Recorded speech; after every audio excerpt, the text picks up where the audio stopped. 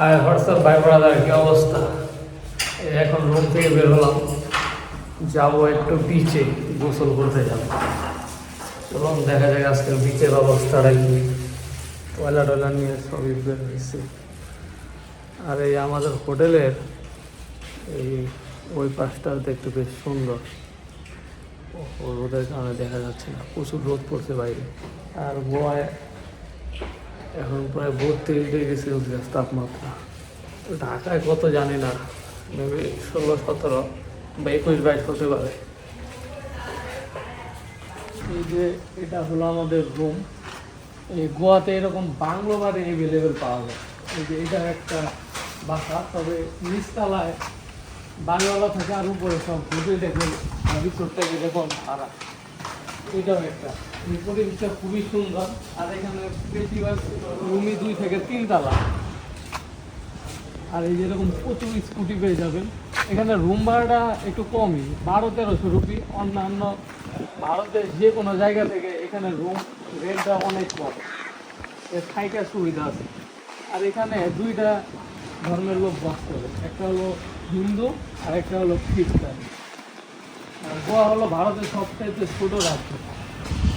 এটা খুব বেশি বড় না, জায়গাটা খুবই সুন্দর। এখন বিচের পাড়ে যাচ্ছি, আমরা ই করছি, গোসল করছি। চলো, আমরা যে জায়গাটিতে আছি গোয়ার, সেটা হলাম কাল্লান ঘাট। এটা মোটামুটি এখানকার বিখ্যাত বিচ। বিখ্যাত বলতে অনেক জনপ্রিয়, এখানেই বেশিরভাগ টুরিস্টরা আসে। আর এখানে প্রচুর দোকান, এই দোকানের অভাব নেই। তো এখানকার নিয়ম শৃঙ্খলাটা একটু বেটার অন্যান্য জায়গা থেকে, বিশেষ করে বাংলাদেশের কক্সবাজার থেকে। এর জন্য এটা ভালো লাগলো গোয়াটা। এদিকে আশেপাশে প্রচুর দোকান। এখন ওই সামনে সমুদ্রের দিকে যাচ্ছি গোসল করতে। আজকে গোসল করব। আর এই যে ট্যাটুর জন্য ডাক পড়তেছে, ওই যে ওইটা ট্যাটুর দোকান। এখানে 50-60 টাকা দেওয়া ট্যাটু করা যায়। আর এটা মদের দোকান, এখানে মদ একবারে ফ্রিলি খেতে পারবেন, তবে রুমে খাবেন অবশ্যই, বিচে খাওয়া নিষেধ। একটা হাওয়াই শার্টের দোকানে ঢুকলাম।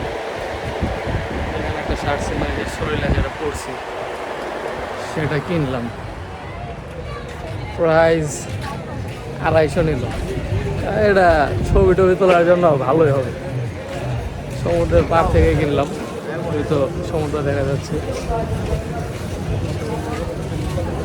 এই রাস্তাটা বেশ পরিষ্কার পরিচ্ছন্ন, মার্জিত রাস্তা ফর টুরিস্ট। এখানে কোনো গাড়ি ঢুকে না। হাওয়াই শার্ট পরে হাওয়াই দ্বীপে চলে আসলাম। প্রচণ্ড রোদ, তবে আজকের সাগরের উত্তাপটা একটু বেশি গতকালকার চাইতে। এখানে আবার সাদা বালু দেখতেছি। এই তো হলো গোয়ার অবস্থা। পানি বেশ ঠান্ডা, এই আরব মহাসাগরের।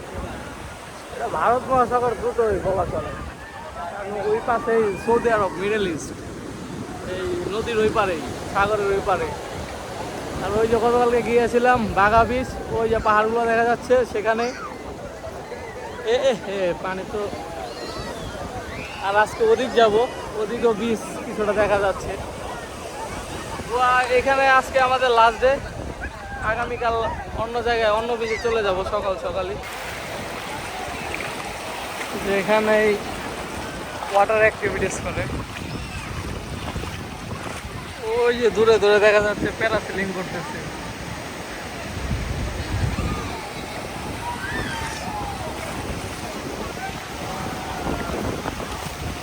আর সাথে প্রচুর ওয়াটার অ্যাক্টিভিটিস করার জন্য বোট রাইড থেকে শুরু করে প্যারাসেলিং, এরকম বিভিন্ন আর কি বোট রাইড করতে পারবেন। গতবার করছি সেজন্য আর এবার করা হচ্ছে না। এখন একটু গোসল টোসল করে ফ্রেশ হবো। অনেক লং জার্নি করে আসছি।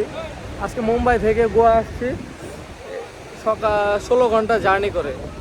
তার মধ্যে প্রায় 200 কিলোমিটার আপনার ছিল, পাহাড়ি অঞ্চলই ছিল, শুধু পাহাড় দিয়ে আপ ডাউন করছি। যে এত ঘোরা হয়েছে, মাথাটা পুরো ঘুরে গেছে। আর মুম্বাই থেকে গোয়ার দূরত্ব প্রায় 700 কিলোমিটার।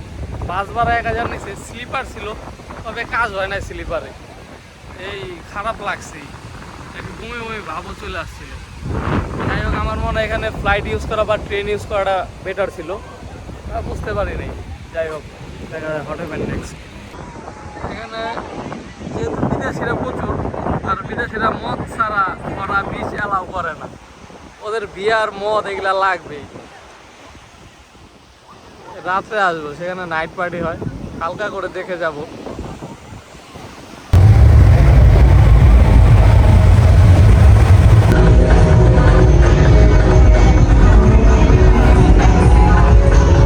গোয়ার নাইট শো পার্টি স্টার্ট হয়ে গেছে, চারিদিকে খুবই হই হুল্লোড়। এই রাতে গোয়া বিচ পরিদর্শনে আসলাম। শালা তালুটা জায়গা দেওয়া যায়।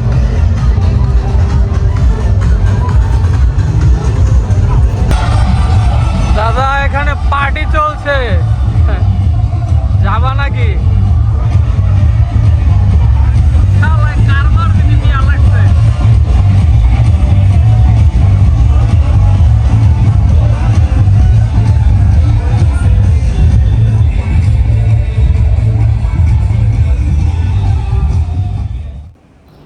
গোয়াতে আমরা প্রায় 3 রাত ছিলাম।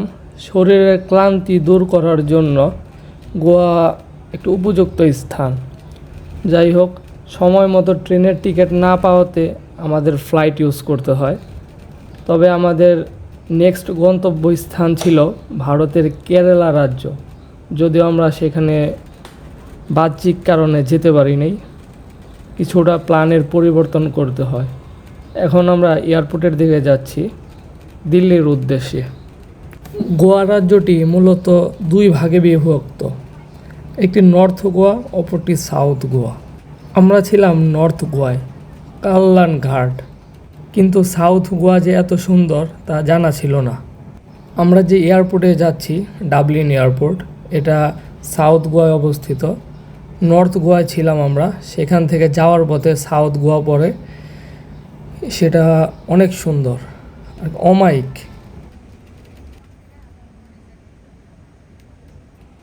সাউথ গোয়ার রাস্তাঘাট, তারপরে ব্রিজ, কালভার্ট থেকে শুরু করে এখানকার সমুদ্রের পাড়গুলো অনেক অনেক সুন্দর, আর এর প্রাকৃতিক পরিবেশ আরও বেশি সুন্দর। দেশীয় ট্যুরিস্টের পাশাপাশি ইন্টারন্যাশনাল ট্যুরিস্টও প্রচুর পরিমাণে গোয়া বিচে পাড়ি জমায়। যতটুকু জানতে পেরেছি, এখানে রাশিয়ান ট্যুরিস্ট বেশি আসে, আর এখানে ইন্টারন্যাশনাল ট্যুরিস্ট অতিরিক্ত আসাতে গোয়া রাজ্যটি সুন্দর করতে ভারত সরকার বাধ্য হয়। হোয়াটসঅ্যাপ গাইস, কি অবস্থা? আজকে আমরা আউলিয়ার দেশে যাচ্ছি, গোয়া ত্যাগ করছি। এটা হলো গোয়া ডাবলিন ইন্টারন্যাশনাল এয়ারপোর্ট, আর এখন যাচ্ছি দিল্লি। আমাদের দুপুর 2টার সময় ফ্লাইট, এখন 1-1.5 ঘন্টা বাকি আছে, মাত্র এয়ারপোর্টে আসে পৌঁছালাম। আর নর্থ গোয়া থেকে সাউথ গোয়াটা অমায়িক। আস্তে আস্তে দেখলাম আমরা নর্থ গোয়ায় ছিলাম, সাউথ গোয়ায় আবার এয়ারপোর্টটা দেখতে আসলাম, খুবই ভালো লাগছে, খুবই। দেখাবো, এখন চেক ইন করবো। এয়ারপোর্টে চেক ইন করছিল, ব্যাগ চেক করছিল, আমি ধরা খাইনি, ধরা খাইছে ওই যে হলুদ গেঞ্জি পরা সেই লোকটা। পরে সিজার পাওয়া গেছে, ওটা রাইখা দিস। চলো এখন প্লেনের কাছে যাই।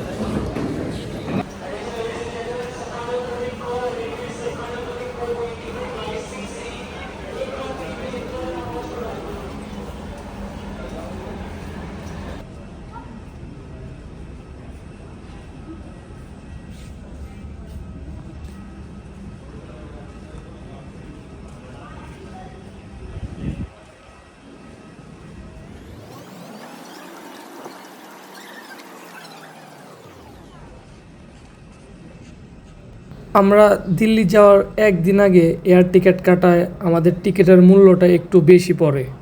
2 থেকে 3 দিন আগে টিকিট কাটলে গোয়া থেকে দিল্লি 5 থেকে 7 হাজার টাকার ভিতরে কাটা যায়, কিন্তু আমরা একদিন আগে কাটায় আমাদের টিকিট মূল্যটা একটু বেশি হয়, 12,000 টাকা, এটা বাংলা টাকায়। আর এই যাত্রায় আমাদের সময় লাগে 2 ঘন্টা 10 মিনিট।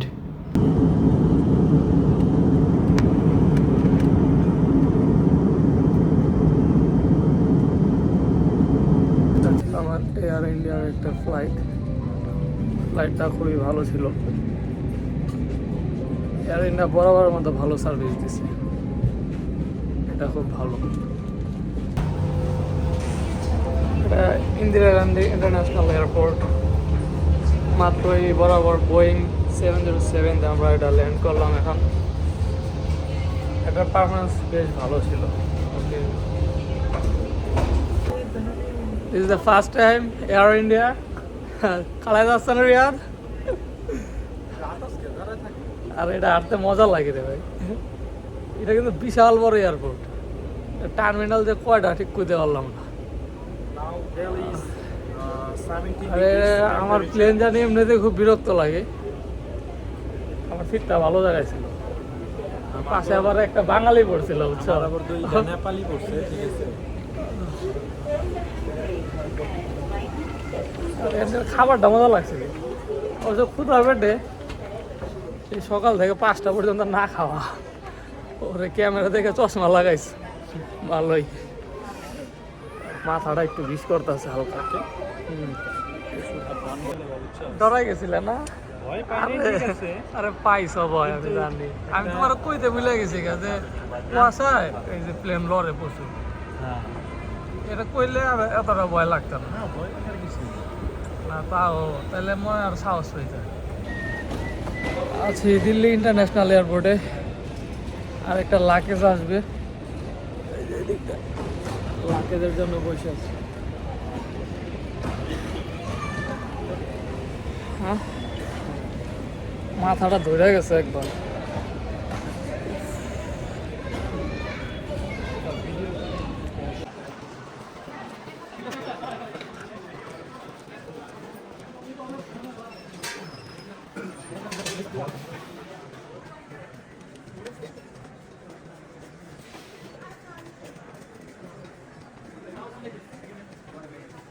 একই দেশে 2টা সিজন।